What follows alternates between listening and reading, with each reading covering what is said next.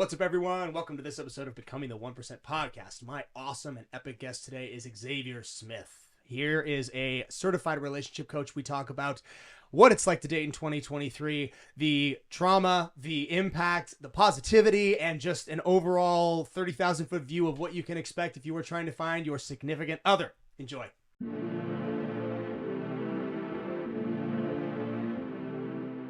But I want to hand the mic over to you. Introduce yourself and welcome. Yeah. So tell us how. I mean, you have a very, very intricate perspective on relationships, and how in the world did you get into being a relationship? Is that a relationship coach? Is that a fair way to assess that? Yeah. Okay. So I always had an inquisitive mind when it came to people and relationships. I've always been like a lover boy. Like I grew up watching those rom-coms and stuff and the Disney movies, and I don't know, I always envisioned myself being in like the perfect scenario. Matthew McConaughey. So dreamy. But then I made my run of mistakes, and then I found out, oh, it's not that easy. And then I met others who had the same mistakes, and I was like, oh boy, this isn't easy for any of us. They made it out to be so fun. Like you just touch hands at the Walmart and now you're like in love, your soulmate forever. But then it turned out to be like what looked like a pandemic of people failing or not being successful with relationships. And then I was like, okay, people came into my life like marriage counselors and therapists and started to talk to me. And I was like, oh, we have a deficit in relationships. There's a huge like gap here in regards to how we should approach this. And I would think a lot of it is lack of understanding ourselves and others. So that's what kind of pushed me into this category, because I wanted to be the gap filler. Like how do we make it so that people can get from A to Z and have more successful relationships? Yeah. And I've noticed that a fair amount of it seems like your content and your relationship advice is geared for women, for them to hear. Yeah, that's Would you say that is sort of the direction that you have found yourself going more so, is addressing women rather than addressing men? Yeah, so it's funny because I didn't predict it would be that way. I kind of just was giving out generic relationship information. Sure. Somehow women ended up showing up, right? And they were the ones that were asking me the questions and looking for that honesty and that transparency. Yeah. And I was like, okay, so now I guess I'll just run with this. And then if they asked me honest questions, I gave them honest answers, especially from a guy's perspective. Okay. And then it ended up blowing up and just becoming like really consistent. And I was like, okay, well, the bros, where did they go? And I noticed they went a whole nother direction. They went to this direction called like red pill. And there's nothing wrong with that. You know, everybody's got their way of figuring things out. But yeah, they weren't exactly receptive to me as the women were. So I was like, fine, let's run with this ball. Okay. However I can reach to the masses is whatever we're going to work with. So you kind of found out your niche after you began putting your message out there. Yeah. And it was based on the reaction of the audience. Exactly. Okay. Exactly. 100%. And the reaction from women to the information that you're presenting to them. Yeah. Would you say that it's by and large positive? Is it more, I mean, because no matter what you do, whenever you get into this sphere, there's going to be the, I hate men. I wish I would. You'll get that. No doubt. Yeah. Has it been more of that, or has it been more positive, or is it sort of a mixture of the two? I would say 90% positive. 90% positive. Wow. Okay. Shockingly, because I was like, okay, I, am telling them things that's going on, and I'm also explaining how they can maneuver a little more effectively for what they're looking for. Okay. And I geared that in, and then I was expecting blowback, but I didn't get that. Right. So then I was like, okay, maybe it's the way we're relaying the message rather than the message, right? Because the delivery matters.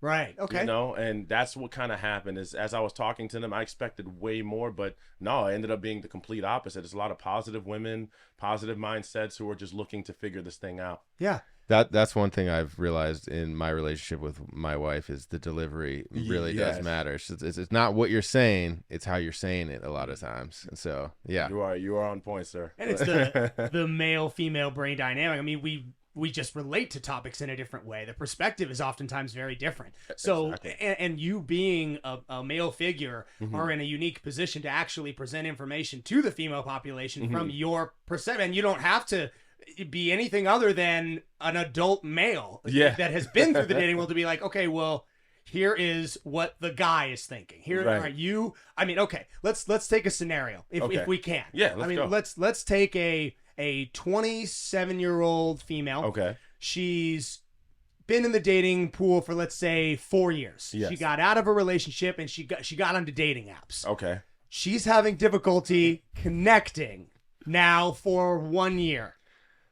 What would you say if she came to you and she said, you know what, I'm going out with these guys and all they really seem to do is want to either hook up or they kind of just ghost me, and these dating apps I'm just not sure about. I mean, what would you convey to that person? Well, first, dating apps have a little bit of a it's a little bit of a disadvantage with dating apps because a lot of them allow people that don't normally go out and that don't normally socialize to have access to everybody. Not saying there's anything wrong with that, but you might not be operating in the lane that you're looking for a lot of the times. Yeah. So what I would do is ask her, you know, what's your idea of good and what's your idea of bad? And let's start there.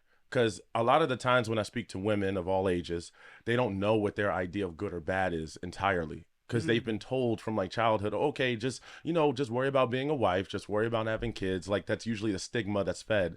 And now they're like, oh, well, I have a choice to say I don't have to be with him if he's bad, but do I lose out? Like they're like fighting against the status quo. And this kind of starts from like the 1920s. So, but we'll get into that. So what I would tell her is let's figure out what your idea of good and bad is. And if, in the case that these dating apps are pushing men to you that are not what you're looking for, they're not your standard, then we want to visit another realm, right?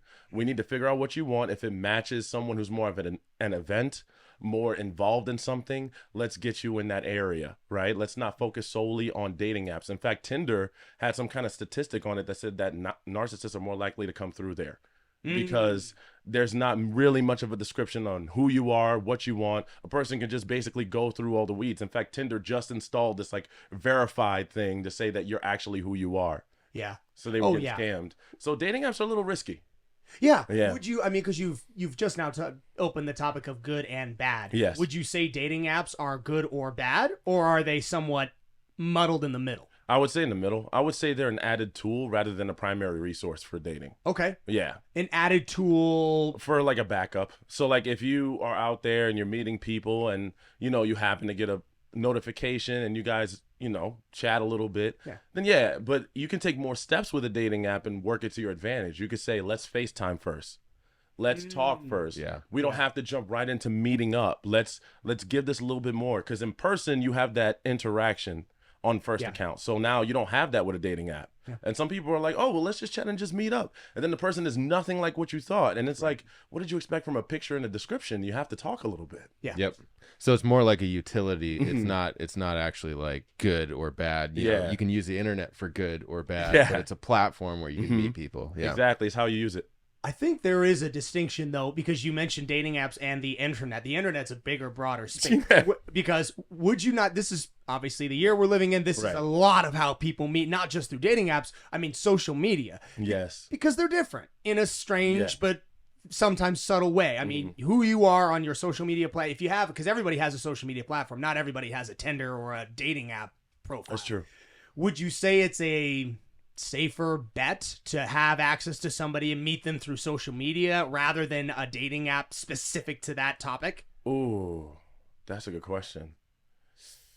I don't know the answer to that. You stumped me a little bit. Because it seems like, I mean, at least from the way that I understand social media, it is a place for, passive, innocent social interaction, business interaction. It's a place for you to sort of present yourself, your resume, either professionally or personally, or just to show kind of what's going on. Its existence in its purest form isn't there just to attract the attention of the opposite sex. I see what you're doing. So, in my opinion, the word dating as a social construct is where it kind of falls under a category of we probably shouldn't think this way. And I think dating apps add a layer of pressure. So like, for example, if you're thinking in terms of only dating, but you're not thinking in terms of getting to know the person, then you're automatically putting pressure on what they could be rather than what they are. So you might have a point, because if you get to know them on social media, you're not automatically thinking dating half the time. You're like, oh, they're nice, but I got to send them a message and find out they're even interested. You need that gap between us and dating to know if they're even like you. But on dating apps, it's like if they swipe on you, they're interested. Right. Yeah. You immediately, and as a guy, have you ever been on a dating app? You yourself? Been on all of them. Okay, perfect. Practically. Yeah, me too. No shame. Oh, me too. We all, I'm sure, know people who successfully landed their spouse from a dating app, and hey, sometimes it works, and it's a lot of times it also does not. And sometimes they make it seem like it worked, but everybody knows, like, oh no, they're not in love. He cheated on her last year. I know he did. It seems like you just said it cuts the line from the courtship standpoint, almost to like, if there's like 12 steps to where you're actually dating, it cuts the first 6. Yeah. It's like an icebreaker, an automatic icebreaker. Yeah. An automatic icebreaker, and you immediately know, okay, the only thing that this person knows about me is what I look like in a small little 2-dimensional picture. Yeah. They are, at the very minimum, physically attracted to me. Yes. So I don't have to even worry or wonder think about that. Yeah. And that's gone. Mm-hmm. And for those of us, like, how old are you? I'm 30. You're 30. Okay. Yeah. So I'm 32. You're a little bit older. We all dated in a time where social media and even more so dating apps weren't in existence. Mm-hmm. So we still have that understanding of that, that when you are fascinated by someone or interested, and there's that weird pull where you're like, oh, do they like me? Do they not? I don't know. Maybe I should go talk to them. Maybe what if I ask? What if they say no? Now it seems like that's just gone. Yeah. And especially with dating apps specifically, it's just gone. And it creates unrealistic expectations too sometimes, because now that you've already introduced the mindset of we're attracted to each other, we should date, you're automatically moving like that, as opposed to moving like, oh, okay, let me just take the time to figure out if you're even someone I want to date. Yeah. Like, how did we get from A to Z so fast without the middle part? And now we put the cart before the horse. We're already dating, but I don't even know you. Yeah. Expand on that a bit more. So, like, for example, if I'm already thinking in terms of dating you, then I haven't thought of you as any type of friendship layer. That layer has been surpassed. Yes. So now I'm already, working with the attraction that I've developed here, rather than looking at you as an actual person before the attraction. Mm-hmm. So now I'm already, what am I dating you for? Because if I'm doing it just off of physical attraction, that's not going to be enough to sustain a relationship. Right. So now I've got to build on that. And most of the time, we don't take enough time after that. Because now we're already working with the physical when you need mental, you need emotional. So now, like, we need those things to align before we think of a relationship. So now we've already started what you call future faking. Because it's like, well, they look good, so they sound good. They must be good for a relationship. But it's like, how do you know? Have they shown you how they would be good for you? As opposed to how they would be good. Future faking. That's a very, very good term. Because you in your head are already playing out your fantasy of what the two of you would look like in 5-10 years. Exactly. We're already married. We have kids. And she looks this way. She's going to be her Tinder profile for the next 10 years. Yeah. And we're all giving our representative. Like, think about it. You get on the first date. What do you think? As dudes here, you think dress up, show up, look nice, have your car clean, be your best self. Is like an interview. Yeah. You're not supposed to think that way. If you're thinking long term, now when you go on a date, yes. But if we could start from another layer, which is like, hey, let's just get to know each other. Let's just walk through the park. Put on your gym clothes. Let's just be people. Oh, yeah. Let's not worry about all the dating stuff until we get to know each other and then entertain that next level. Yeah. Right? Let's start as friends. I want to talk to you without the pressure of being my perfect self. Because then now you say down the road, oh, you're not who you were when we first started dating. Well, we didn't start off with that opportunity. Yeah. Like now we started off at the perfect point and now it's all downhill. Yeah. We need to be normal, like, in today. I don't know. I'm going off. Oh, no, I completely agree with you. I think it's important to... First off, I think it's important to set a precedent for what your definition of a... Exactly. Let's not even say a date. Let's just say an interaction would be. Yeah, exactly. I personally, if I have some kind of a connection that I make in any direction, I almost always suggest coffee or something chill like that. Like, simple. I can show up like this to a coffee interaction. Plus, there's less, there's less financial obligation. Let's start with that. Exactly. There's less emotional obligation. You're meeting in the daytime. There's no expectation that either one of us is going to go and do something that we may or may not regret later. It's a very, very platonic, very casual setting to start something off in that direction. But it feels like today a lot of guys are kind of either skipping that and wanting to go almost immediately to at least as close to the finish line as they possibly can, or they don't really know where to start things off. Yeah. I mean, how would you advise, I'm of course shifting the demographic toward men here. Let's go. How would you advise men who are just considering someone new, maybe they did or did not meet this person on a dating app, but they want to know what the first step should be? The first step is have zero expectation, right, of how this person should approach you and how they should be towards you. Because a lot of the times what I've seen with men is we have unrealistic expectations as well. We're like, okay, well, if she shows up, if I pay for it, if I drive her, if it was expensive, you know, I should be getting some out of this. Like there should be some kind of return. I'm owed this. And when you go in with that mentality, you're already going downhill because you're building on expectations rather than just receiving a person and saying, okay, this is a good time. See, like, for example, like I say myself, if I go out on a date now, I don't think, well, is she going to call me after this? Are we going to hang out? I mean, I paid all this money, you know, like all this time. I think, you know what? It's a nice dinner with a lovely woman. If she calls me, great. If she doesn't, great. But either way, I had a nice time. It'd be wonderful to see you. But if not, hey, I hope you the best. Yeah. Yep. You know, I'm not owed anything. If guys think more on that level, they won't have as many issues. They would take people for what they are and allow people to naturally gravitate towards them without that feeling of like control, right? Because sometimes we get that feeling. We're like, oh, well, I want to have predictability over what she's going to do next now that I've invested so much. Don't invest that much then. Yeah.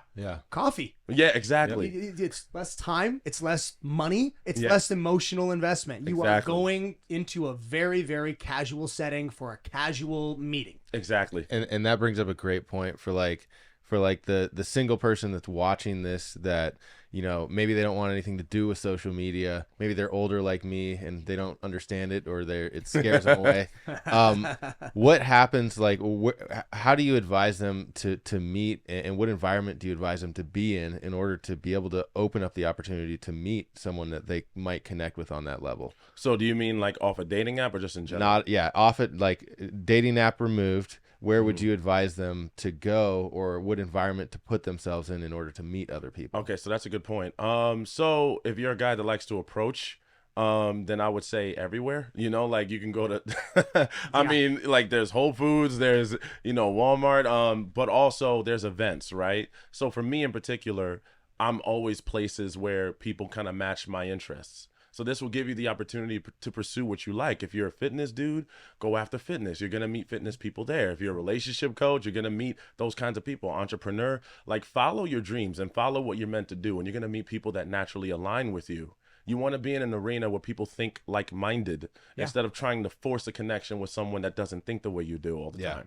You know, it makes it a little bit easier and simplistic. I love that. It's sort of like a dress for the job you want, not the one that you have type of mentality. If you want to meet somebody that matches your vested interests, go to the location where you would want to meet her. Exactly. Meet her at a yoga studio. Meet her on the. That's. I mean, for me, I love, because I'm not somebody who, and this is another little wrench to throw in the equation. What if I'm somebody who hates going to bars? What if I'm somebody who doesn't drink? I don't like, because for me that has been, I don't have social anxiety, but meeting females in a bar, like going to Whiskey Row, to me seems like the worst idea in the world. Anytime anyone tells me they want to do that, I'm like, no. Why? Because I don't drink and I don't want to talk to the people who do. But that's tough, because that's where people look to socialize. But it's a difficult situation, because then you have people that are, you know, drinking, they're vibing to the music. If they reach a certain level of alcohol, now their inhibitions have gone away and now they're thinking differently. I don't want to really talk to somebody that's incoherent and try to pursue the idea of a connection. Or me be incoherent and think that I'm making a connection with somebody else who's incoherent. You're so right. And then we come to our senses sometimes that night where you're like, oh boy, no, man. It wasn't exactly a connection. Get me an Uber out. Like, I'm done with this. The lights are on. Or like, whoa. Yeah. So, yeah. It's not. I don't think it's the best environment for it. It's another added tool, right? If you just so happen to, great. But if you go in there hunting, good luck. Yeah. It's I mean, it's made for fun more than anything from what I've experienced. I put it in the same category as like dating apps. Yeah, it's exactly. the same type. It's Exactly. the different. There's a you skip the first 6 steps when you're drunk, Exactly. just like you do when you're on a dating app. Exactly. It's a live interaction dating app with a substance on board, so you're not even making. You're probably making clearer decisions on the dating app starting than to you would be. lower those standards, baby. Just bring them on down.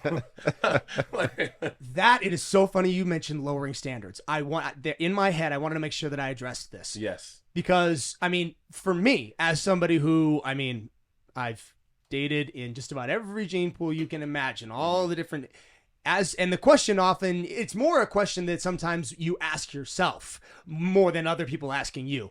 Are your standards too high? You mentioned high expectations because of dating apps, people using their profile picture that's got a filter and it looks a certain way. That may create expectation that's high, but I feel like, I mean, some of us just have high expectations for what we know we want, and that does pose a question like, man, are they too high? How would you advise somebody assess that? Are your expectations too high, or are you just not meeting people that meet those expectations? This is a great question. I'm gonna have to divide this out and conquer. So we've got expectations, standards, and preferences, right? So how I look at it is preferences is what you would like to have. It's more of like an added bonus. And then standards are like how you're treated. So if you think of it like preferences is you got to have a nice Lamborghini. You don't need a Lamborghini for what you're trying to do. Sure. Standards is like, I want to be treated with a certain quality, right? Like I want to be respected, loved, nurtured. I want to feel like, I'm where I need to be, right? And that sometimes comes with quality of life. Expectations is the idea before you get there. It's like, if I go on a date expecting a girl to be a certain way, then that means I've already created an image of how she should be towards me in order for me to give the approval, rather than giving myself the chance to get disappointed and see what my level of tolerance is for what she's delivering. Because everyone's going to disappoint you, right, in some shape or form, right? But that doesn't necessarily mean that you can't work with that. So you're not even giving yourself the chance to see if it's workable. You're automatically canceling because it didn't match what you had said in your head, which is up to you. But you end up canceling a lot of people off the bare minimum when you should probably think about investing a little more. So I don't know if that all makes sense. Yeah, it does. Of those 3 categories, preferences, expectations, and the third one, remind me? Standards. Yeah. Which of those 3, if you had to kind of pie chart them, it seems like expectation should probably be the lowest. Yes. You should have, I suppose you should have some expectations. Is she going to... I gotta tell you about the craziest, worst date I've ever had. Is she gonna show up, at all? Please tell that story. Yes, it's good. It's good. Tell me. It's really good. All right. I'm gonna do the best version of this I can. So I matched with a girl on Bumble. This was probably 3.5 years ago or so. And we FaceTimed beforehand, as anytime this was the way that I always made a habit to do that. I want to make sure you have some kind of social media and you are who you say you are. So I FaceTime you. And your followers are not bots. Maybe. Right. Maybe. That goes into the expectation category. I expect you to not be a bot. So I FaceTime her and it's all good. It's a 30-second conversation. I also kept it brief because I didn't want to get into any of the questioning over FaceTime. I just wanted to make sure she was real. So she's real. So we go to a coffee shop. We go right down the road. We sit down. She sits across from me. And at first it seems okay. Then she somehow brings on this weird British accent. Wait, it just comes out of nowhere? It kind of just... Now, she had said no more than like, hello, how are you by this time? I mean, she sits down and she's like, it's so nice to meet you. I just get... And in my head, at first, I was like, wait a minute. Okay. No, maybe I just didn't hear it. But the more she did it, it seemed kind of muddled. So I was like, this is odd. And I asked her, I'm like, did I miss this? Do you have a British accent? And she says to me, she goes, yeah, in the accent, I can't even do it. But she says like, yeah, I have split personality disorder. I wanted to make sure that I was here to tell you that in person so I didn't freak you out over the phone. And immediately, I flinch reaction is I'm out of here. But I'm like, you know what? I've never met anybody with split personality disorder that actually had the moxie to sit down in front of me and tell me. So I'm like, you know what? I'm a curious person. I want to know about this. Were you born with this? How did this happen? That's amazing. She goes, never heard of that. oh no. She tells me, she goes, well, my ex and I broke up about 2 years ago, and I didn't take it well. So I jumped off of my house to try to kill myself. I landed on my head. I went into a coma. I was in a coma for a month. I woke up and I had this disorder. Now, by now, I can't even believe it. I can't even believe she's telling me this. And she is midway through this explanation of how this happens and then switches back. Goes into an American accent and she goes, hi, I'm so-and-so. I'm like, oh man, dude. We're kind of, I mean, we're in a public place in the middle of the daytime. If it had been nighttime, I actually would have been afraid. It was the wackiest thing I've ever seen or heard. And I basically, I asked her, I'm just like, so what do you do? I mean, I feel like I just met you 10 seconds ago. Do you have a job? Like, how do you deal with it? Because again, I'm curious. I want to know how she lives her life. Yeah. She says, she goes, yeah, I work in a mental institution. Well, technically I live there, but I work at this institution and I help her with, I'm like, you live like in a, like, are you there now? How are you? She goes, yeah, I'm kind of on my lunch break. I'm like, oh, so you came here from the, she's like, yeah, I came here from the institute. I'm like, and craziest experience of my Didn't she cause a scene at some point? She did more? She did more. It doesn't end there. At one point she stops in the middle of the conversation and she throws up in this bush right next to us. But by now people are actually like really paying attention that something is wrong. And I'm like, hey girl, listen, I don't know. She's like, I'm so sorry. It's kind of just like part of my nerve. I just get really nervous in public. And sometimes I'm like, hey, let me get you because I'm not about to drive this person. I'm like, let me just get you back to wherever you got to go. But I'll be honest with you. I don't know if this is going to go any further than the coffee, yeah. But that to me had to have been, I got off the apps for quite a while after that one. So wow. They can go. That's a story. That's a weird one. I almost feel bad, because if that's what she really has to go through. Yeah. Every time she dates, can you imagine? Having to release that kind of information. Seriously. Yeah. But give her props for trying. Did 100%. Give her props, like. and that's what I told her at the end. I was like, look, I just got to tell you. I mean. I commend you for still getting out there and doing this kind of thing because that's got to be hard. Yeah. It's hard for everybody, but it's I mean, if you're dealing with something like that, that'd be really, really tough. Yeah, it's almost like now I have no excuse. Yeah. If you got people out there doing that, like I got no excuse. Exactly.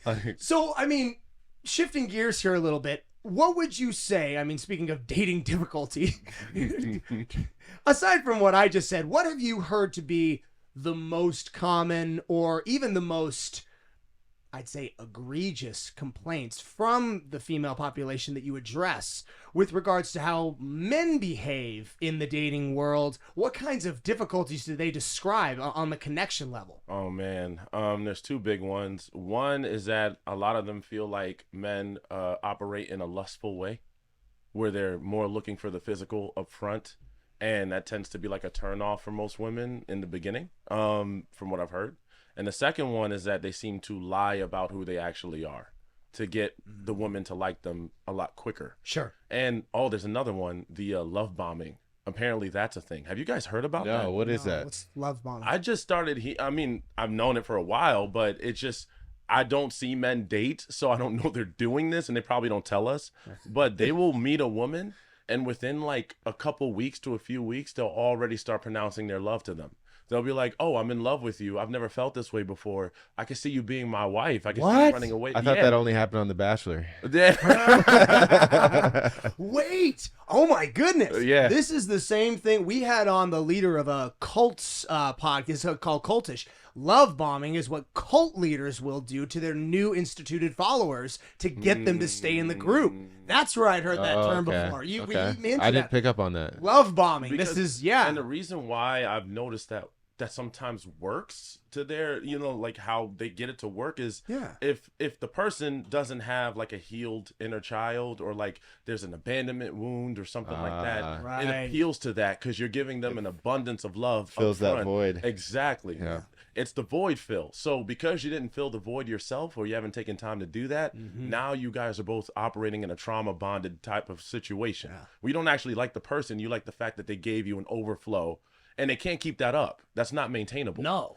And normally they're doing it to get something particular back from it. So they start changing their behaviors. And this is when the big term narcissist started to come about, because apparently they started doing a lot of this. Oh yeah, I'm Yeah. sure. I was literally about to say this. What kind of a man? What kind Yeah. of trauma, or I don't know, what kind of issues Yeah. is a man having when he's love bombing someone after a week of knowing them off a dating app? Dude, it happens all the time. Like That's it's, what? I hear it all the time, and I'm actually shocked, because I'm like, I don't know dudes that do this unless No. they're not telling you. Yeah. I've never met Yeah. anybody who does that. No, Yeah. it's usually like the other one asking them to be Yeah. like, where are we? Or Yeah. how do Yeah. you, how do you feel about me? Yeah. And then It seems I like- love you. That's exactly Yeah. it. It seems like, to my knowledge, it always felt like the opposite was the problem. Like men are incapable of connecting to a point of saying "I love you." Not like "I love you" after like a week. They're That's doing it. crazy. And I think that I don't think they actually love that quickly. I think Oh, because no. they don't, because what I tell women, like women ask me, like, what do I say when he says he loves me after 2 weeks? I said, ask him what your favorite color is. If he loves you so much, that means he knows so much about you to have been able to love you, right? So start asking him personal questions. What's your favorite color? What's your childhood memory? What's your greatest fear? If he can't answer that, then he doesn't love you. After 2 weeks, That's if what I'm someone saying. says that, I don't know, man. I don't think that's a good situation to stay in. I think that's a bit rushed. Yeah, definitely. What would you say? I mean, I know this is a loaded question, but I mean, No, you're fine. is there a timeline you'd say is right? I get some people say it a little fast. They do. And this is 2023. We want that instant gratification, but I think, yeah. 2 weeks ain't it. 2 weeks to me doesn't sound possible. Like, sounds like we haven't taken enough time yet. And you're right. This is the generation of instant gratification. And I think that's causing a lot of us to move way too quickly. Yeah. We're impatient. And I mean, think about it, right? Like during the 80s, they had long-term gratification. Right. Because even mail got delivered to you, you didn't know when it was coming. Yeah. That's the post office, right? Yeah. You saw a movie, you had to go to the video store and look at it on that old TV. There were so many things during that time that were long term, so we were adjusted to it. Now a lot of our brains have shifted. You get everything instantly. Why isn't Amazon here right now? Yeah, exactly. You can pay for priority. You know, even on Uber, they have priority Uber, and I'm like, it's only 10 minutes difference. Yeah. So Yep. yeah, I think that's what's happened. Our culture has shifted more to getting it easier Yeah. than getting quality and taking a little bit longer. Yeah. Speaking of love, I'm interested in your perspective as a relationship coach. What is your perspective of what love is? What is love? Oh man, this is a hot question. I went viral for this one. Okay. So love is outside of yourself. Now, a lot of people have perceived it to be a feeling, but a feeling is just a feeling, right? It's neither good nor bad. It's Come and go. exactly, and it's fleeting. But to say that you love a person means that you prioritize them. You prioritize their happiness. You prioritize their needs. You prioritize them before you in a lot of cases. And you make sure that they're okay. In fact, them being good is how you feel good. So it's outside of yourself, and it's through actions, not through words specifically, but actions, and you keep showing up for them no matter what. And you're always willing to make certain improvements in order to keep the relationship going in the upward direction. So you don't love them if you're just willing to do whatever you want. That's selfishness. And selfishness is the opposite of love. Yeah. Right? So Actions- I'm gonna butcher this word, but isn't there a word? Is it agape? Where it's like it's basically it's love, but it's a selfless love. And I know it's referenced like in the Bible and in different places. Yes. But it's a different kind of love. It's like almost a higher type of love than just the surface level term that we use back and forth all the time. Yeah, I've heard that. Can you break that down a little more? I would love to, but I could probably do it better if I pulled it up. I could Google. Like, please go deeper. Please agape that shit. If it's the term I'm remembering, it's the definition of the way that God loves his children. Am I right in that? Is like that unconditional. like unconditional? In your opinion, is there such thing as unconditional human love? That's a tough one. I think that it always comes with some type of condition. But I think you can view the person unconditionally, but I think there needs to be a form of condition, because if you're just willing to accept the person and they treat you like absolute trash, then that's not love anymore. No. Here it is. All yeah, right. Wikipedia. Great. In Christianity, agape is the highest form of love and charity. And it The says love of God for man and of man for God. this The is contrast between brotherly love, self-love, and deep, profound, sacrificial love that transcends and persists regardless of circumstance. Yeah, I don't think that's human on human. Yeah, I I'll be don't. Yeah, honest. I mean, it's not even. I think we can express and feel deeply our love for one another, and this is not even exclusive to spousal love. Parents and children, siblings, and family. Exactly. I mean, family love and blood love is very, very strong, but I still don't know if it persists. a deep and profound sacrificial love that transcends and persists regardless of circumstance. Regardless of circumstance. I mean, that's a loaded one. yeah. I feel like there should be some circumstance. Yeah. Which it would certainly change. Yeah. I mean, if you had a deep and sacrificial love for your, your spouse, and then she drowned your kids, that would definitely change that. Yeah, Why I'd do have you to- take things to the utmost extreme, man? Because it's an extreme definition of love. I picked an extreme example of why that wouldn't agape its way through. That's we literally had a podcast that's going live this following Friday, Right. and it's all about like trading stocks and forex and everything. Oh, I And did his, that. Yeah, that's Yeah, cool. his example that he keeps coming back to is if someone is walking down the road and gets run over by a car, how are you going to get your money? Like, there's no other scenario. It's always like death. There's no other scenario. That's hilarious. Well, I feel like when you go through those extremes, it helps you get like the actual feeling. Yeah. Out. It's like, no, you need to understand how serious this is. Death. and I mean, it happens. It Yeah. does. Yeah, it does. It definitely. Just last week, there was that young lady in Scottsdale that went jogging and got murdered by this guy who. Have you seen any of this? Yeah, It's I have. it's taken a very strange. It Really? doesn't matter the details of who this person was. I haven't heard the latest on it, but yeah. The latest is that he was in some way. People thought for a very long time that it was somehow like sexually driven, like he was trying to rape her, assault her in some way. Apparently, he was jealous of her in some strange way. He attacked her and stabbed her 15 times. My point is, 15? at some point in this young man's life, he had someone in his life who loved him almost at what they would describe an agape love. I mean, I assume someone did. Someone does something like that. Assaults and kills a young woman in the park for no other reason other than he was jealous of the way she looked. That's what he said? That's what he said. That's what the report. Yeah. You look it up. What's He her was name? jealous of the way she looked? Yeah. I'm like, what kind of? Yeah. It's exactly the face I made. I was like, okay. What does that even mean? I would've Does he been want to more- be her? Yeah. Oh, he wants to be her. Yeah. Like some Silence of the Lambs, Hannibal Lecter shit. Yeah. Like that. That's exactly the face I made. I was like, I would have been more comfortable if he just said he did this simply out of like lust. See, that's when I tell people, you don't have to think so deeply on why people do things they do.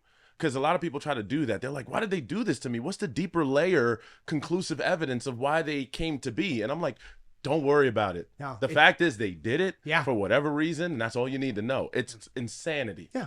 That's why it really pissed me off when everybody was all up in arms. Well, not everybody. When some people were up in arms about that recent school shooter and finding out like, oh, well, was she abused while she was at the school? Was she this or that? I'm like, who cares? She shot up a school. Whatever she wanted to do doesn't matter anymore. Yeah, because they try to make sense of it. Because I think we as humans can't, accept the fact that some people are just like that. Yeah. So we're like, we have to find a deeper. Like they did that with Dahmer. They spent forever trying to. Even Dahmer was telling them. He was like, dude, I just wanted to do it. I knew it was bad, and I kept doing it. Felt good. I wasn't crazy. Yeah, How no, many times good. did you say that? I was drunk off And my people ass. are still saying, well, he has some kind of psychological, and it's like, there's nothing wrong. He just wanted to do it. People can just turn crazy, and they're completely of sound mind. Why do we need to label them? We're trying to like make ourselves comfortable by putting them in these boxes so that we can feel comfortable with the everyday person. Yeah. Good luck. Some people just snap. Here it is. Here it is. Investigators then showed him a picture of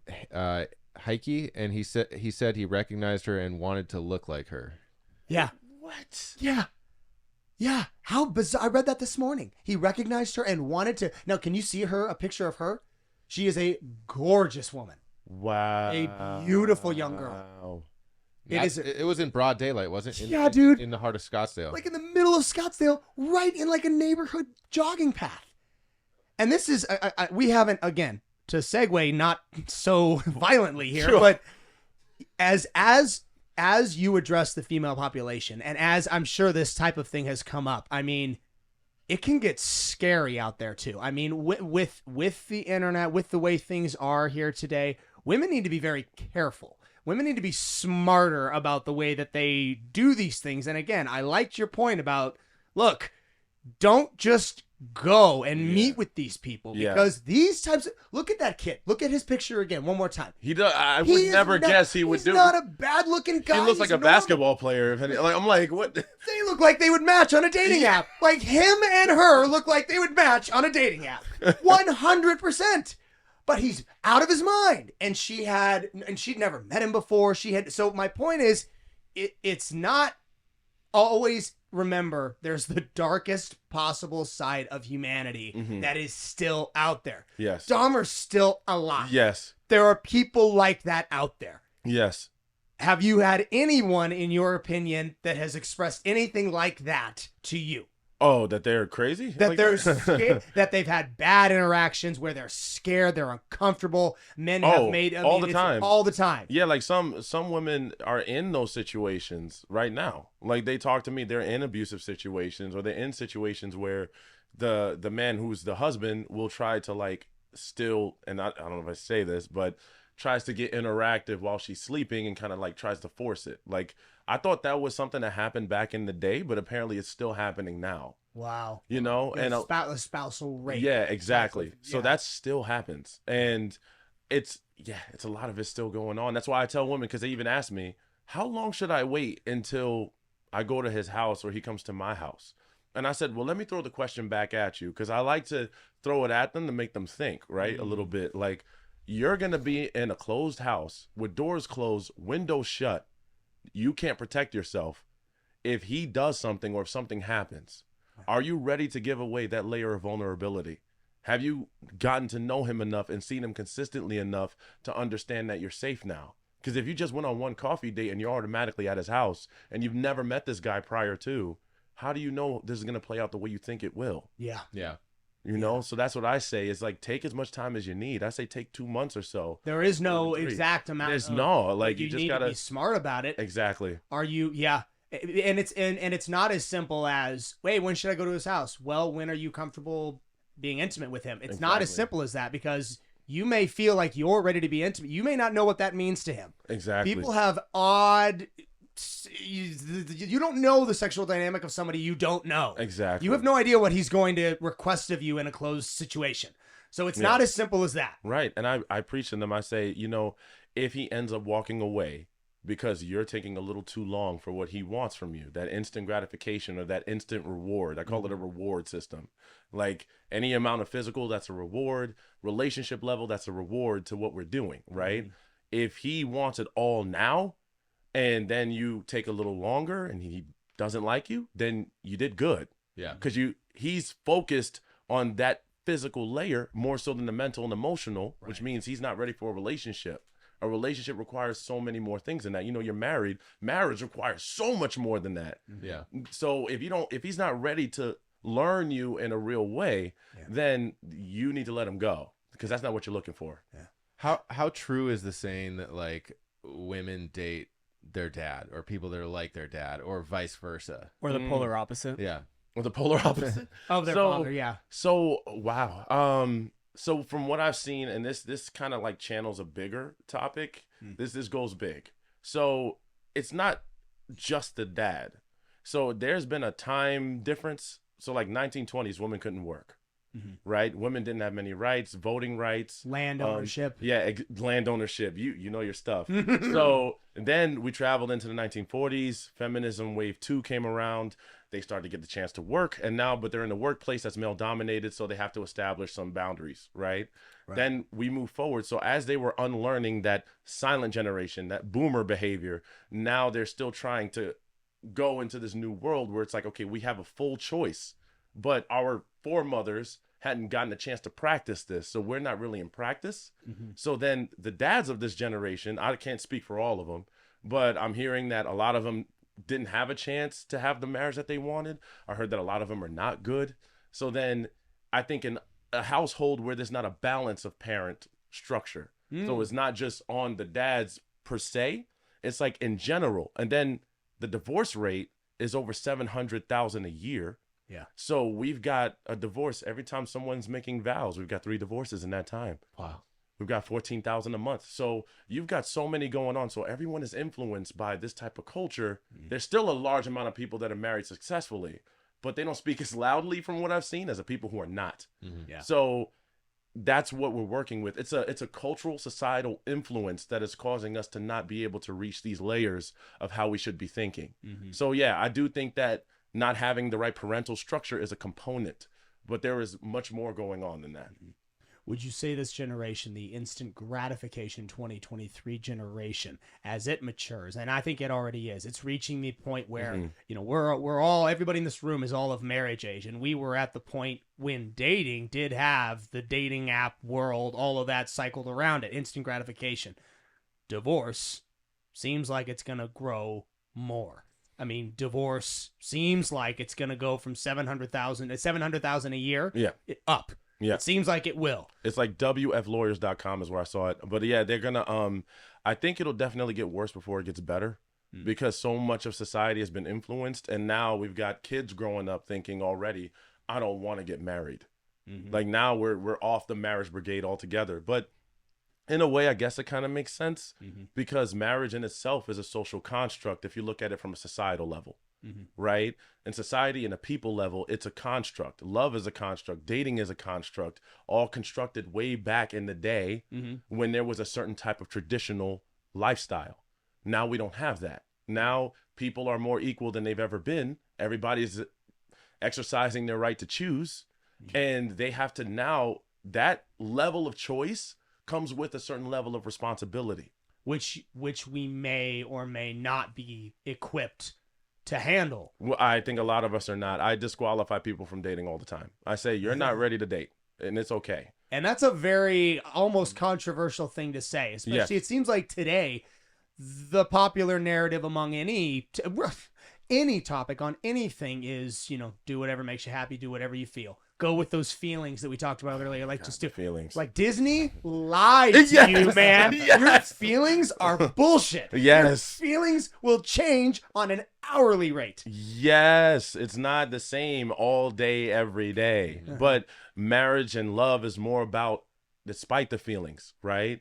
I may not be in the best mood right now, but I'm still going to cook for you. Yeah. I'm still going to hug you. I'm still going to make you feel loved because that's what matters right now more than how I feel in this very second. Because that could be different in the next hour. Yeah, what's the saying? Never make long-term decisions on short-term feelings. That's pretty good. I haven't heard that before. He didn't stutter Dang anything. it, I do that all the time. I'm mad too.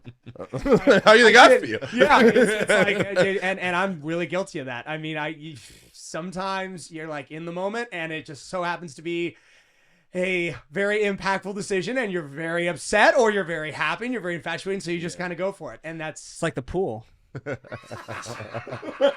You should ask him about the pool. That was a series of very flinch emotional reactions. It's not the pool. It's the money pit. It's the money pit. Yes. Oh, it's like a boat. That thing back there. Anyway, I have a question. Yeah. As a dating coach, Yes. what's it like being in the dating pool when people ask you, "Hey, what do you do for a living?" I didn't even ask you that, man. Are you dating? Are you single? I Are am you married? dating. You're dating. Okay. I am dating. It's a good question. I let them know that I'd let them know. I just tell them I'm a relationship coach. And then that normally does change the tone a little bit because then they give me this look like, Are you going to school me or are you going to? for who? And then I'm like, for women. They're like, Yeah, seriously. How is that? Is that awkward? I mean, for them at first? It's not for. It's always funny for me, but yeah, for them, they're like, Yeah. so do you already have this all planned out? Do you already know what to do? Do you already know what I'm gonna say? And I'm like, I'm not a fortune teller, but no, I mean, sometimes it works not so great because, well, no, okay, let me put it this way. It works well because it gives me the opportunity to see up front. So I tell them, I'm a coach, but I'm not a coach for someone I date. So if I'm here with you, I'm too close, right? So I don't have the ability to have an objective opinion or subjective opinion. Like, it's just like, okay, I'm just here. So I have to look at you as a partner. I can't be your coach. Do you think they are concerned that you will judge them? Yes. Yeah? Yeah, they always are. They always are. And that's okay. I mean, and it's kind of like weird because I'm probably the least judgmental in this area. Because I mean, especially like I haven't always been perfect.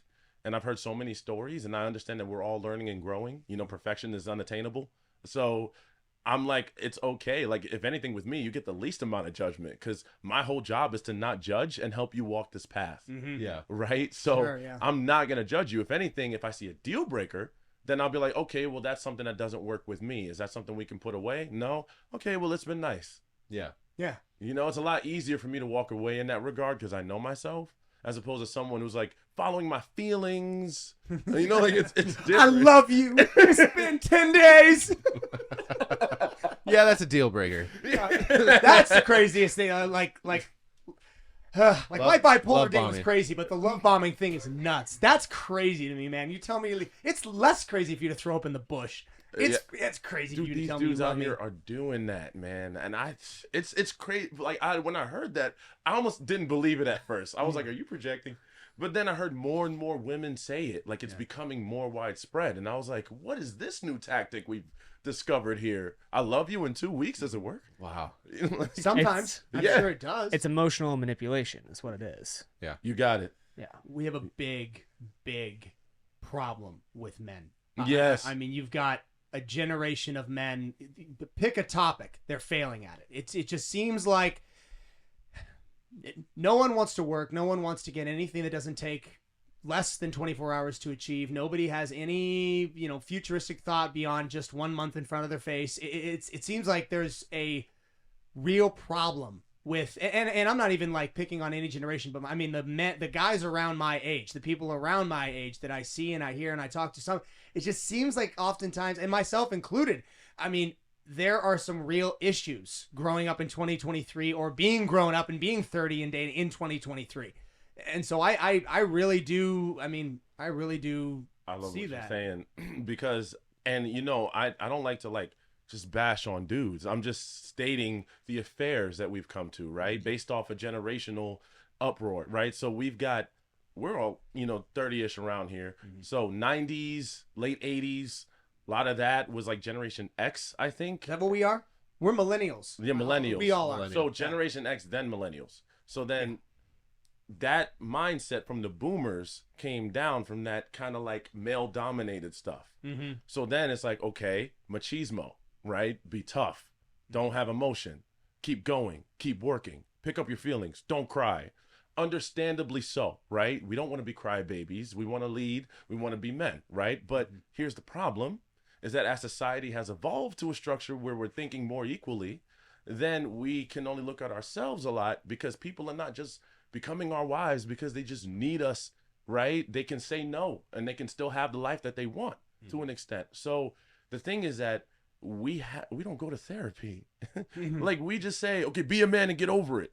But I'm like, every breakup I went through, older males were like, man, you'll be all right, man. Go out there and just sleep with more women. You'll be okay. And I'm like, okay, but that didn't work because I wasn't figuring out what I was feeling. I didn't know how to express it. So I ended up being upset and projecting and insecure. And I was acting out of character a lot, not understanding what it means. I think it's American Journal of Preventative Medicine. I got that. 2019, they did a study out of 100% of the people that took their own lives, 80% were men. We are on the exact same way. I was literally about to cite that exact statistic. I'm stealing it. Yes. Yes. Continue. 60% of that 80% of men they had no documented mental health. So they're using firearms, they're offing themselves by a large scale. Yeah. And they're not going to any sort of mental health. Therapists go through many years of grueling school. I've talked to people that have been therapists and how they were studying every night. They literally study how your brain is supposed to perceive and work.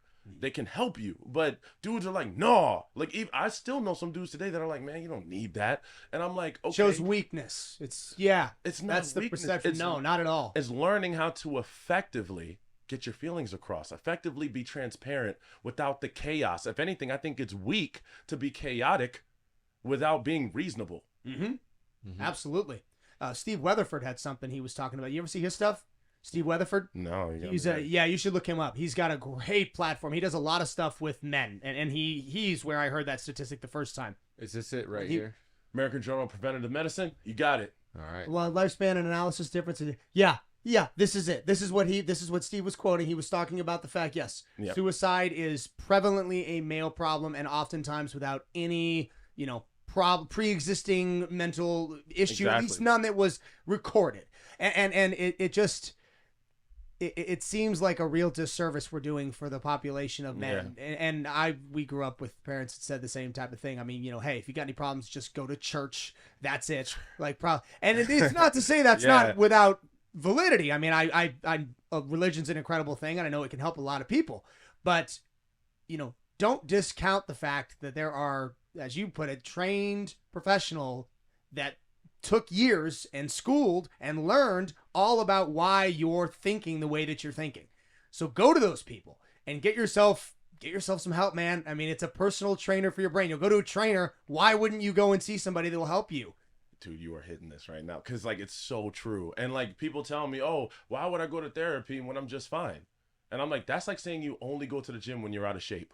You gotta go. I don't know if you know Charlemagne the God or T.D. Jakes, but he had an interview with T.D. Jakes, who's one of the big people in religion, and he said, even though people say go to church, I think we still need therapy. I can't just pray to God when my arm is broken. I have to go to a doctor. So even if you're a religious person, there's nothing wrong. We have therapists for a reason. We have counselors. We have people you can talk to get your mind right, that give you that professionally objective opinion. I have no emotional involvement with you, and I'm professionally trained to tell you what's going on up here. Because here's the thing, I wouldn't make a big deal about this if marriage wasn't one of the most important decisions you make in your life.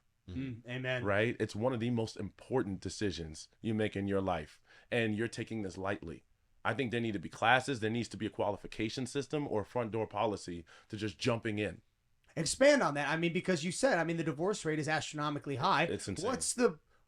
What is a way to bring that number down? I mean, what is a single way for people what would this course entail? Let's say it was real. Let's say people by state law had to go through something in order to get married, because marriage comes with a lot of, financial benefits and a lot of stuff that the state does actually have a hand in moving around. Yeah. What would something like that look like? I think there needs to be an analysis and an evaluation from professional psychiatrists or therapists before you enter in a marriage. I think two people need to be worked out, right?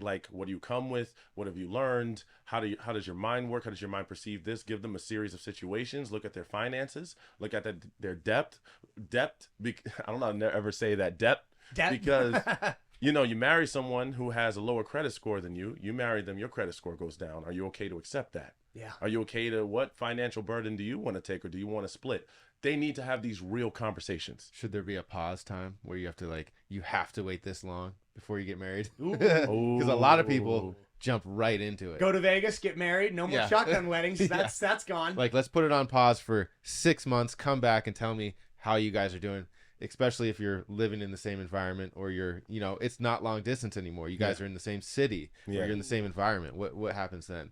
Yeah, I would agree that there should be some type of time period, or at least an because maybe the evaluation is that, because then we challenge, arranged marriages. And a lot of the times that has a disgruntled, presence, because arranged marriages in other countries were sometimes not preferred by the women. Or the men. Yeah, exactly. Or the men. Exactly. I knew an old client of mine who's Indian. His mom actually got him into an arranged marriage. He had to get it annulled. He came from an Indian family background, and they did that to him. He was like, no, I did not want to get married. No, and they did a research on this that said people should know within about 6 months if the person is marriage material. Okay. Right? Because then people say, oh, I've been in this for 6-7 years. I don't know where it's going. Yeah. And I'm like, 6-7 years? Yeah, right? What are you doing? Yeah. Like, you need to learn your vetting system, but you can't have a vetting system if you don't know yourself. 2 weeks too soon, 6 years too long. 6 months is actually a decent little time frame. I like that. Yeah, to just Jake, know. how long were you dating for? Yeah. Yeah, we got the married man at the table. I think it was 11 years, am I right? Something like He that. dated Yeah. for 11 years. I dated for 11 months. Real? Oh, Yeah. wow. You're married? Yeah. Yeah. Usually you held that back the whole time. Man. I've just been listening. I've been fascinated. Here's one for you. Living together before marriage. Yes or no? Good idea or bad? I think it depends on what you're looking for out of this. Okay. Because, for example, I've heard people say, well, I have to live with them in order to just get that extra layer of confirmation that we can actually exist together. If you both think that way, good for you. This is subjective. But if you are going in with the intention that if I see something off, I'm gone, then that's not good either. Because when you live together, you're gonna see things that you don't like. You're gonna see things that you're not ready for. So if you're going into a marriage, it's always going to be something else that you have to learn or that you have to figure out. People don't even know themselves. So I think going in, it's the intention behind it. But I think it can work for some people, not so much for others, if they don't take marriage seriously. Yeah. Discounting the biblical obligation behind this question. Is there, in your opinion, a benefit to staying celibate until you're married? Do you mean like from like birth or? I think he means in the relationship. Abstinent in the relationship. Is there a benefit to waiting until you're married to have sex with your partner? I think so. Yeah. I think if you both, I think one thing it shows discipline. You know, like, and you're gonna need that when you're married. You're right. So if you're already at a place where you're willing to set aside, you know, those desires, those primal level desires, then I do think it could come to your major benefit, because what's your fallback, right?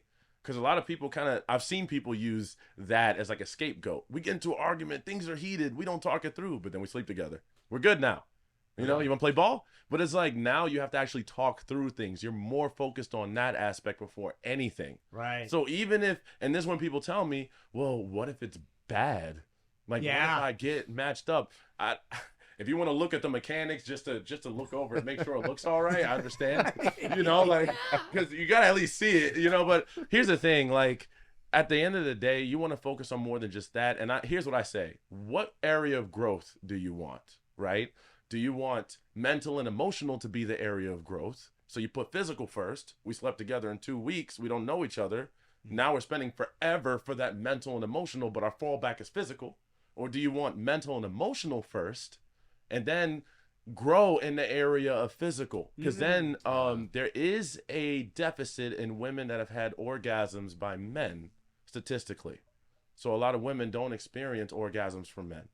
And it's, meaning the implication being they experience it from other women? Yes. Weird. Higher than men. Higher than men. Than heterosexual men, or if there is another one. But anyway. Okay. So, but yeah, so they said that. And then, so I've talked to certain women. I don't know all those women. I don't know where that comes from. Of course. But I would ask them, you know, because I had one woman tell me, oh yeah, I've had 4 or 5 boyfriends and they never gave me an orgasm. And I was like, what were you doing in the bed? And then she said, oh, I would fake it. And I was like, why did you fake it? Like, don't you want to communicate? Right. You know, that this is what, see, that's what I'm saying. We need areas of growth. If that was an area for him to grow in, give him a little direction. Literally you know? grow. Exactly. You know, like if we have specific needs, let it grow. So that's what I'm saying. That area can grow. Mental and emotional are so much deeper. So it takes a lot longer for that. Would you say ever, I'm sure there is, a situation where perhaps a woman's inability to climax is linked to an emotional problem rather than an anatomical one?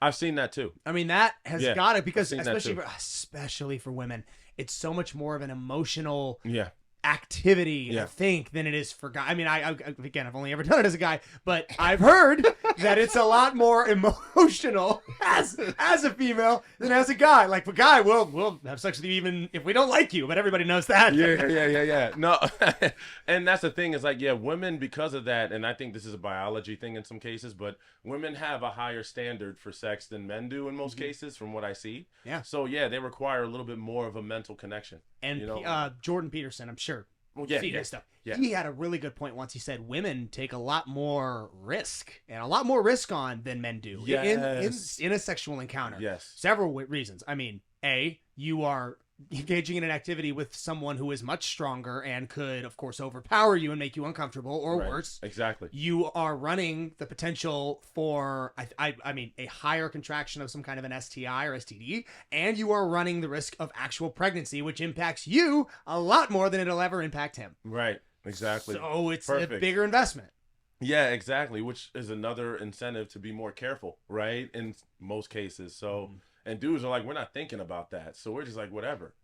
So yeah, I agree. You want areas of growth. I don't think areas of growth for a relationship should be physical. I mean, should be mental and emotional. I think you need that first if you're looking for a relationship.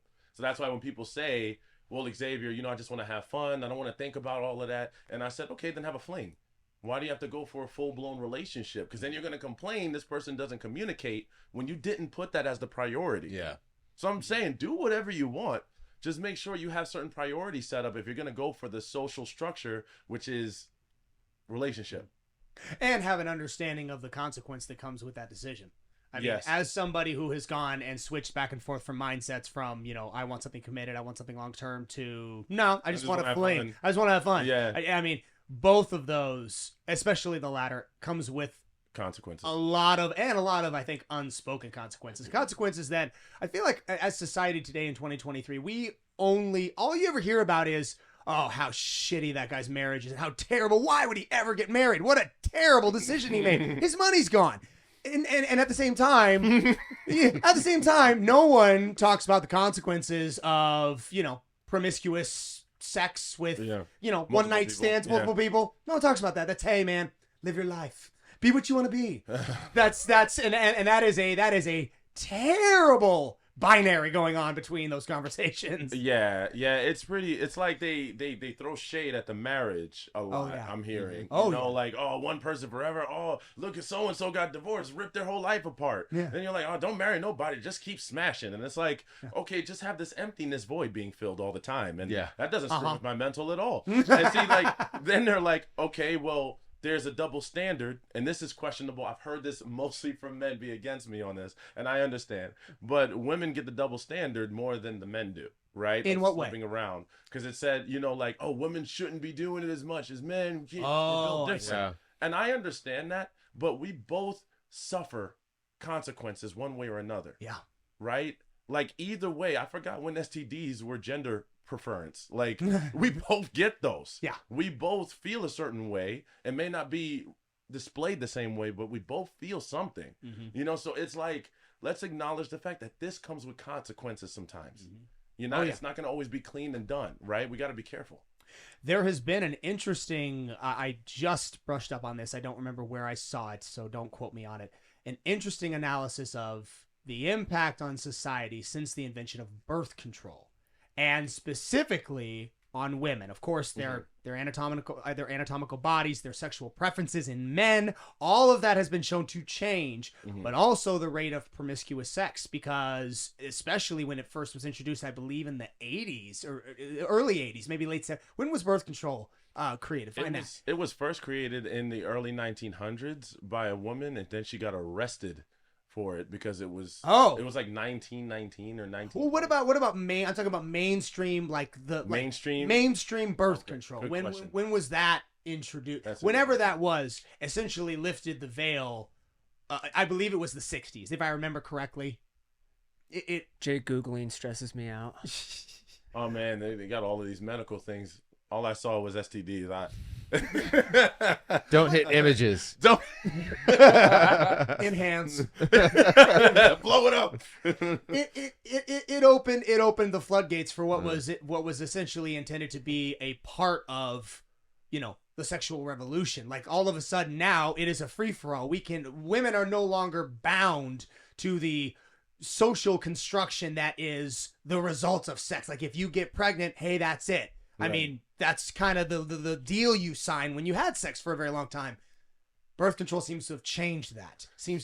Jake, Google when was birth control pills created. Oh my. Stop Googling the history. Just Google that specific question. Around 3000 BCE. That ain't it, man. Yeah, that's not. Can you Google, please, birth control pills creation? Like, look at the search history. So here's my take on that. I don't think that birth control in particular made people act like this, right? I think people were already like this. It just gave them more areas to become like this because now they had a safeguard. But I think that, and this is because this applies to a lot of things that have been told, what messed up our generation. Then they say the overflow of porn was part of it. They say, getting away from God. Like there's so many things that people come up with and they say this enhanced our promiscuous culture and not much of the commitment.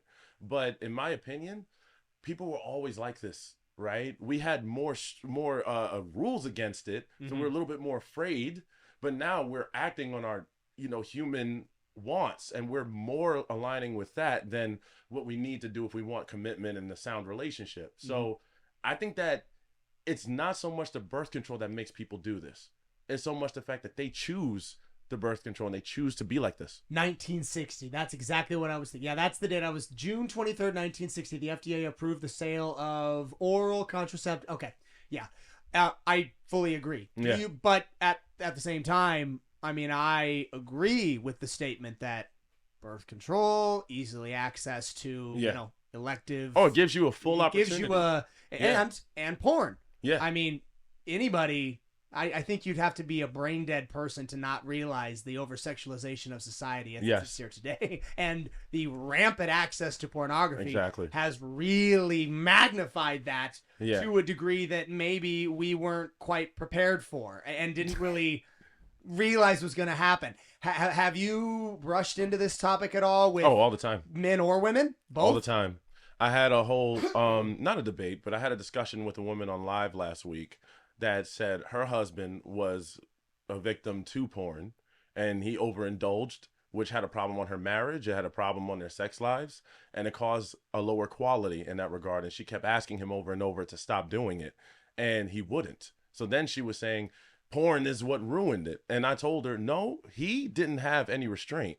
He didn't have any discipline. See, as humans, we have a choice to overindulge in just about most things. That's like me saying I'm on a diet, but pizza made me eat it. Yeah. It's my job to restrain myself and have some discipline and say, this is not good for the purpose I'm trying to achieve. So like I said, as humans move forward, we evolve, we get more choices, more resources, but that comes with more responsibility to restrain yourself and to learn how to be, within bounds. And you can't stop it either. I mean, whether or not you have a moral quandary with pornography, it's here. Exactly. And we as a society have, while a large subsect of society would not agree that pornography is a good thing, I don't know that we'll ever be, let me say it another way. We will never be able to get rid of it. Pornography dates back to cave drawings. I mean, some really, really imaginative dude drew the first porn on a pyramid wall. So I mean, it's like just trust me, bro. That's my source. But I'm not gonna Google that one. It's never good call. It's never gonna go away. So how do we deal with it? Yeah, I think that's where we have to take initiative as people, because it's only gonna become more accessible. It's only gonna become bigger. Because think about, how is porn even coming around? And this is when I look at what's happening behind the scenes that people aren't telling us. Because then they get mad at OnlyFans. Like there's so many dudes who are up in arms against OnlyFans. This is the worst. Yet they're like secretly funding it. This is the worst. Take all my money. I hate this. Who are you? Then you got strip clubs. How are these places up and being financed? Because there's men. There's a demand. Exactly. Yeah. So instead of trying to operate against it, let's just say, hey, it's here. It's going to get bigger. It is what it is. But me personally, I don't jive with it. and I need this to be out of my life to achieve what I'm gonna do because I can't control myself when it comes around. And it's like the old mindset of like women back in the day, if they dressed anywhere like perceived as promiscuously, men would be like, well, it's their fault because they dressed like this certain way. How dare you show ankle? Yes. You know, like I'm getting turned on and this is your fault. Yes. Like, I mean, you see it happen. I think in some cases, like in Saudi Arabia, like you've got women who are fully from head to toe and dudes are still like, man, that looks good. You know, it's like, and they're usually the places with the craziest out of control porn usage. dude, Like, oh yeah, Oh. a place like Saudi Arabia, they've got massive problems over there. dude. Japan, the Japanese, like the porn usage, like Pornhub released this. It's like worldwide. They're like, oh yeah, there are all these places where, I mean, look at like Gilbert, Arizona had the biggest. They hacked Ashley Madison. You remember that app where everybody would have an it was affair? mostly dudes. It's all well. It was mostly Gilbert. I mean, there was some Really? Arizona. They released it. It got hacked. They released all their user database or something like that. They found that, and this area is all conservative middle class LDS. Like that's everybody, but they're all on this app. It was a big controversy, but that's an example of you can't stop it. You have to learn to be self-controlled. You're not going to be able to stop the societal drive for this kind of thing to exist. So worry about yourself. And then just, 1000%.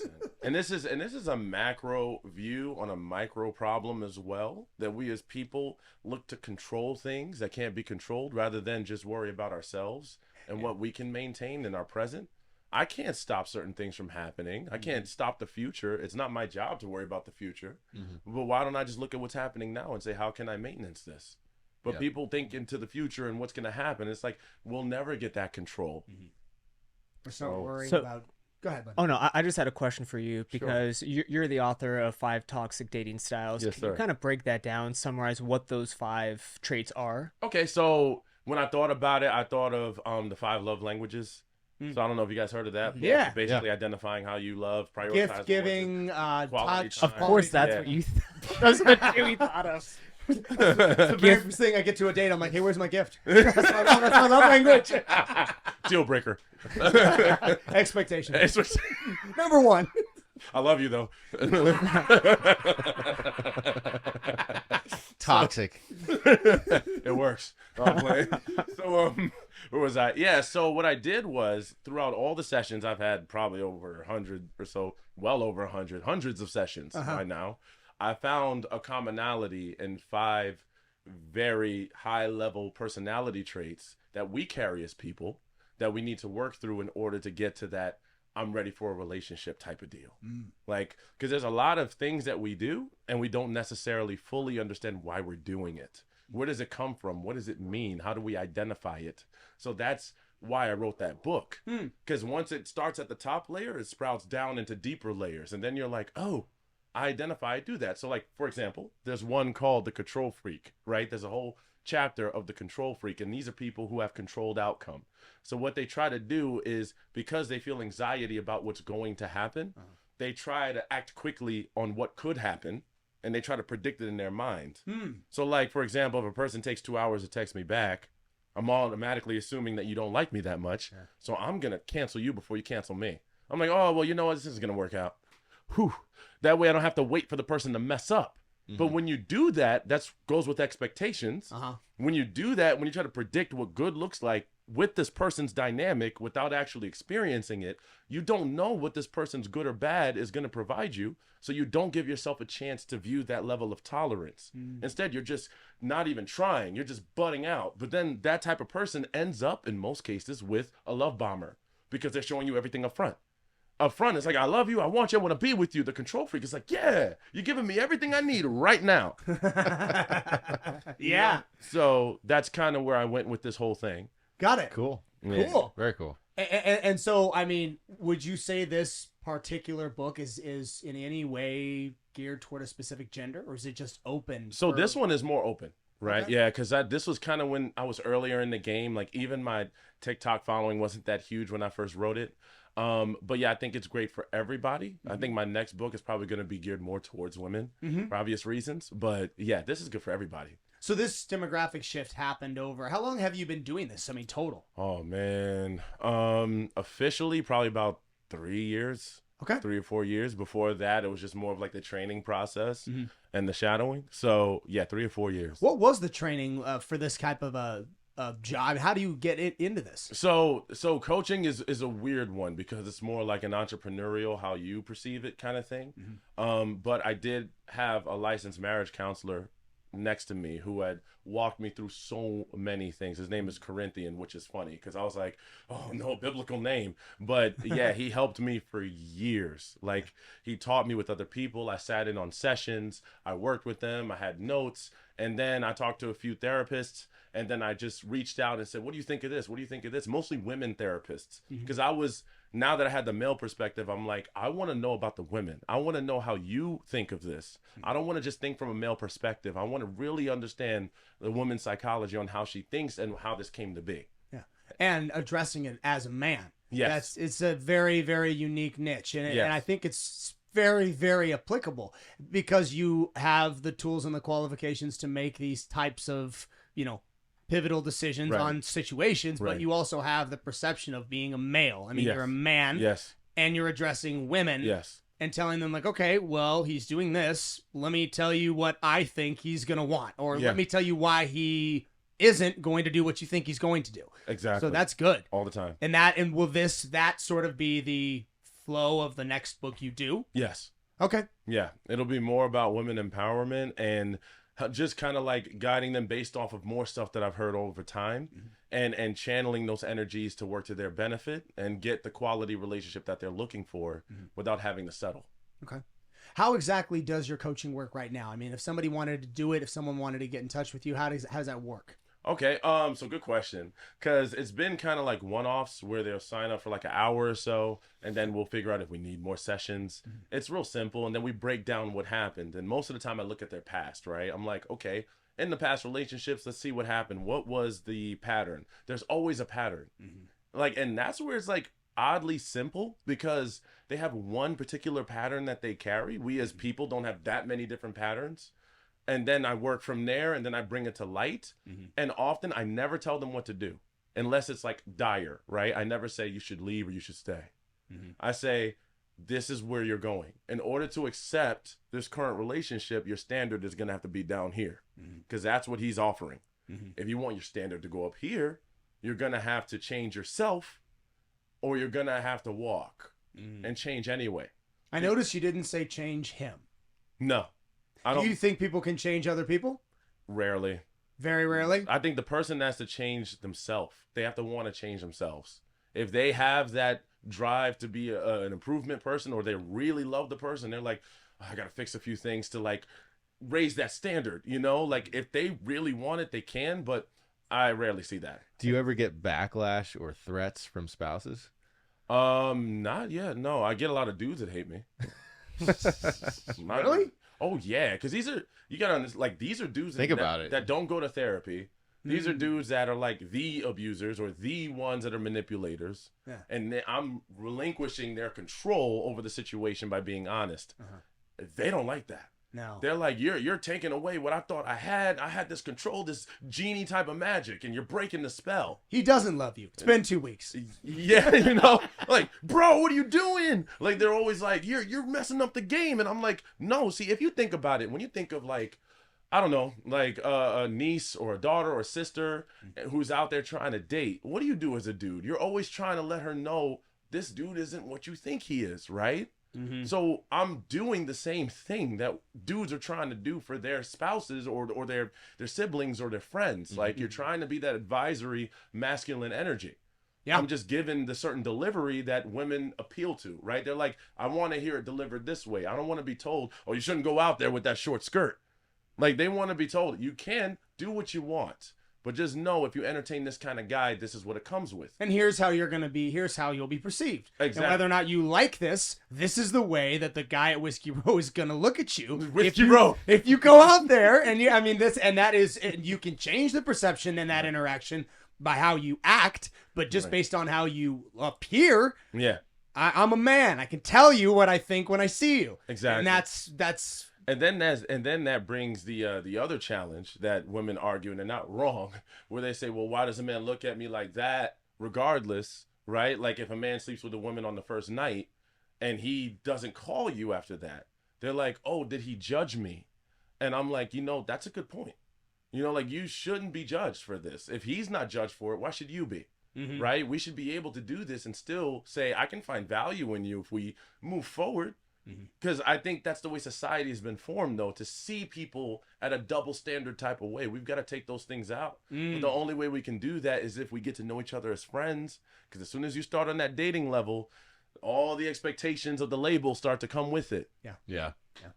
And I think it's important to remain positive, especially as somebody who, look, if you are putting yourself out there, I mean, it really only has to work once. Exactly. And remember that. Exactly. And don't get and see, this is the other thing. I think pessimism is the great antagonist of progress in almost anything, but really a lot when it comes to this. Because if you're a negative person and you go out with, someone like me, I can feel that almost immediately. I mean, if you got a problem with, maybe you're attracted to me, but you kind of have a problem with me out of the gate. I mean, hey, I went out with a guy who looked just like you. I've been out with a trainer. I've done this. He cheated on me. He did that type of energy. You got to learn to let go and move on. I mean, that stay positive. There are good people out there. Oh yeah. Big time. And you've got to be comfortable meeting them. Yeah, I think that's where you got to align with your true self, and that's why I tell people, I used to be pessimist. I used to be the worst. I used to go out and say, oh, none of these girls are great. Everyone sucks. But then when I learned about what I really want and I only stuck to that lane, then life became so much easier. Because now I'm like, I was just out of alignment. I was entertaining women that weren't looking for what I was looking for. I was looking at it from an expectational standpoint rather than a realistic standpoint. And I was having all of these layers built in where I kept losing and getting upset at the turnout instead of just saying, let me take life experience by experience and moment by moment. If those happen to add up and there's a consistency, then we got something. But let me not count on it. Let me not depend on it. Like I heard, I don't know if it was Dr. Sebi, but he said, I don't depend on a woman's love. And I thought that was weird. I was like, what does that mean? But then I realized a woman is choosing to be here. Just like I'm choosing to be here. They can easily choose not to be here. Yeah. So appreciate the fact that they are here every day and that's their choice. They are not obligated to you. So you're not obligated to them. We are here based purely on choice. So appreciate the fact that it is there and it could one day go. We hope it doesn't, but we don't have that guarantee. And I don't think a lot of people think that way. Yeah. Yeah. Wow. There's a certain aspect of volition, showing up and Yeah. And you have to carry that with you into, especially if you do make it into your really dating or you're even more when you're really married. I mean, and that, what you just said is what I have heard to be a critique of marriage is that, well, now I feel like I'm obligated to be here. It's no longer like, okay, I want to be here. I'm choosing to be here. I'm married to this person. I'm now stuck in this situation. I mean, have you ever brushed up against that? All the time. And not even just marriage, relationships. Just relationships in general. Yeah, they'll go like, oh, I'm stuck in this. And I'm like, are you physically stuck? Like, are you tied to a chair? They're like, no, I'm at my house. And he's at his house. I'm like, so you could hit the block button at any time. Right. But I'm emotionally invested. And I'm like, okay, that's when it gets deeper. But yeah, no, I've heard that a lot, that they feel stuck. And in that case, you're not often stuck because they're not chaining you to anything. It's your emotions have been invested so much you're not willing to take that step away for whatever reason, right? That's binding you there. So separate the logic from the emotion. The emotion is telling you stay. The logic is telling you this, you got to get out. But to take that step out, you got to deal with the pain. Yeah. Yeah. How important is it for you to get to know their friends and their family? And then how important is it that you vibe with them? Like on the scale of like your relationship with them and your relationship with their family and their friends, their inner circle. Man, well, I've heard a lot of people say that you definitely want to make sure that their circle matches the energy that you're looking for, or their families give the approval. But I've also seen some situations where the spouse didn't exactly get along with the family because the family was unreasonable. Yeah. So I think it's case by case, I would say. But I mean, preferentially, me, in my opinion, like outside of this, I would like to get along with the family. I mean, that would be fantastic. Without that, it adds a layer of like chaos that I don't know if I'd be able to equip to deal with. So you should, I guess, how much should you weigh that in the balance when you're looking for a prospective spouse? How much should you weigh that? I see, if I talk from a coaching perspective, I don't think it as much to be important as the relationship with the actual individual. Because there's a lot of great people that come from broken homes and bad parents, and they hate their siblings, or there's a lot.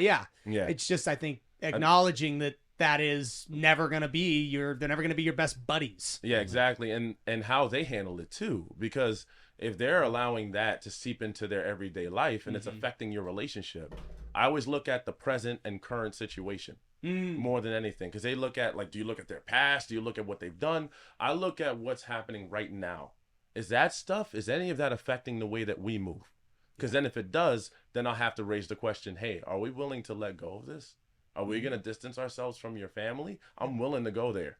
And what if they take she takes her father's word over yours, or she takes the mother's side instead of taking your side? You got to see all those things too. Yeah, you do. So that's also a thing, because I believe in marriage, your spouse is your number one, you know? So if they're taking their other people over you, then that could affect you in the future, because now you're letting your family make decisions for how you're going to move with someone that's your person. You know, they don't live with them. They don't sleep with them. They're not calling decisions. They're not financing a mortgage with you. You're doing that. So that interference could cause chaos, because they can have an opinion from the outside, but they don't know how you feel at the end of the day. Yeah. That's why I also say you don't want to tell your folks about every little fight you have with your person, because they're not in love with them like you are. So they're going to take it hard, and that's all they have. Once you tell them one bad thing, you need 4 good things to make up for it, but they still don't forget, and they're protective. And while you may get over the fight that night, they are still thinking about, month later. Yeah. Oh, man, I wonder if they ever figure that out. Like, it's because they're like, that's my baby. You're hurting my baby. You know, like, they're thinking from that perspective, which sucks, because sometimes, you want to have that relationship with your parents and like talk through things. You can with some. But I would say just be careful, But I don't think it's a good idea for parents to get too involved in their kids' marital situations. I think that's for you too. Okay. If you need to, go to a therapist, someone that's not emotionally invested. Yeah. Right? Getting back to that again. Yes. Yeah. It always comes full circle. Go to a professional. It's like a backboard. If you want to get it off your chest, don't put it on somebody who you have to see at a family party in another week or 2 weeks. It's 1000%. And it does. I mean, we've experienced that kind of stuff. I mean, that it stays around the family unit when someone in the family is going through a personal strife with their significant other. And it's sometimes really hard, because I feel like also, I mean, in this situation, I've only ever been, the outside person to hear about it. Right. You don't ever really get closure on it as the outside person, because it's not your strife. It's not your argument. Exactly. And you don't really feel comfortable asking, like, hey, did that ever get fixed? Or is that still kind of going on? You just kind of are left with this looming. Oh, and then, of course, if you see the people, if they're still around you, it's just hard. It's hard to... And you never really get to hear both sides of the story. There's 2 sides to every story. Right. You're only seeing one side of the story, and you're, like you said, never getting the closure on either end of that. And you're almost always hearing it from the side of the family member that you're closest to. There's so many variables, because you've got also the person might be in heat in that moment, right? Like, now I'm raged about it, and then, like you said, overnight I'm fine. So you heard it during the worst point, which may not add up to all the times that we've been together and how quickly I can actually get over it. My tolerance level is actually not that bad in regards to this, but your tolerance level is extremely low. So you're like blasting about it because I told an outside perspective that's emotionally invested. Right. And then now you've held on to it for a long time. What if I can traumatize you off of a story that happened to me when I thought it wasn't that bad? Yeah. I thought it was workable. Yeah. So yeah, you gotta be careful. Yeah, it's good stuff, man. This was a lot of fun. Totally, totally. Yeah. Loved You guys it, having loved fun? it. That was a great episode. I Yeah. enjoyed that. Thank you so much for No, that was a lot of good. stuff. Yeah, we got out a lot. I feel like we opened up here. Oh, Yeah. absolutely. What'd you think, buddy? That was fun. Yeah. That was good. That was a good one. All right, so we'll if it's all good, where would people go again for coaching? Where would they go? Where can they get your books? Where can they get your courses? So honestly, just go with Xavier Tainment. You can find me on Instagram, TikTok, most of my websites. You can bring up the website, but I wouldn't worry about using that one as much. Just go ahead and find me on social media. Yeah, Xavier Instagram Tainment. or TikTok, one of those two. Yeah. And I'll Good find job you. though with the social media, man. That's really good stuff. Yeah, thank you so much. I appreciate it. Awesome. Yeah, thanks, man. All right, Yeah, buddy. thanks for having me here. Thanks for coming in. Pleasure, man. That was fun. Thank you. No problem. All right, buddy. We'll close it there. Thank you guys so much for watching that episode of Becoming the 1% podcast. If you like the content and you want to see more of it, hit the like and subscribe. Activate that notification bell as well. We really appreciate it. If you guys want to see more of it, we actually have the Becoming the 1% Instagram, and the podcast is available on Spotify. For our socials, we have Strict Vision Athletics on Instagram, we have it on YouTube, and we have it on TikTok.